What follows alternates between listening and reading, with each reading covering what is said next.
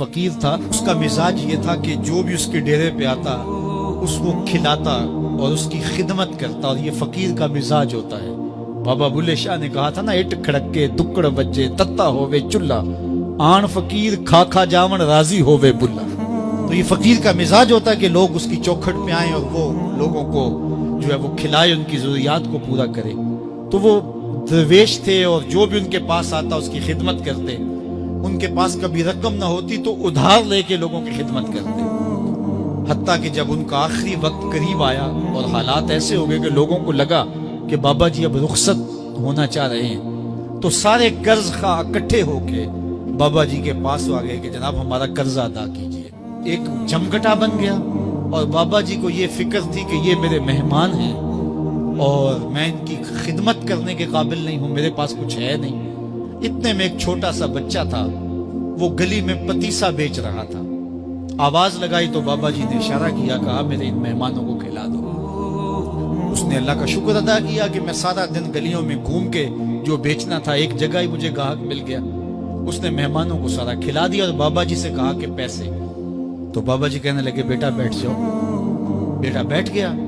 تھوڑی دیر کے بعد اس نے پھر کہا کہ بابا جی پیسے۔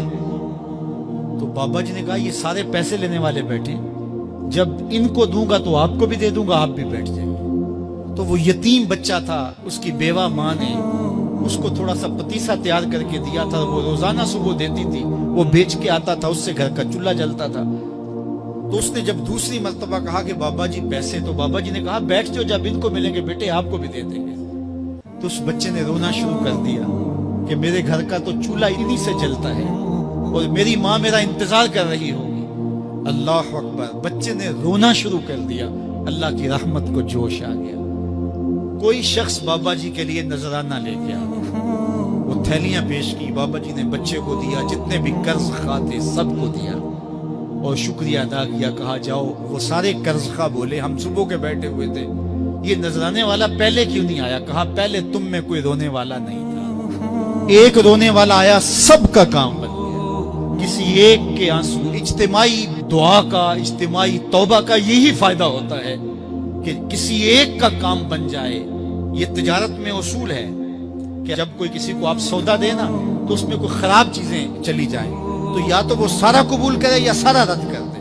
تو اللہ جب قبول کرتا ہے اجتماعی طور پہ، پھر ساروں کو قبول کر لیتا ہے۔ تو اس لیے آج کی بابرکت شب نور میں میری مائیں، بہنیں، بیٹیاں بھی تشریف فرما ہیں، بچے بوڑھے جوان بھی تشریف فرما ہیں۔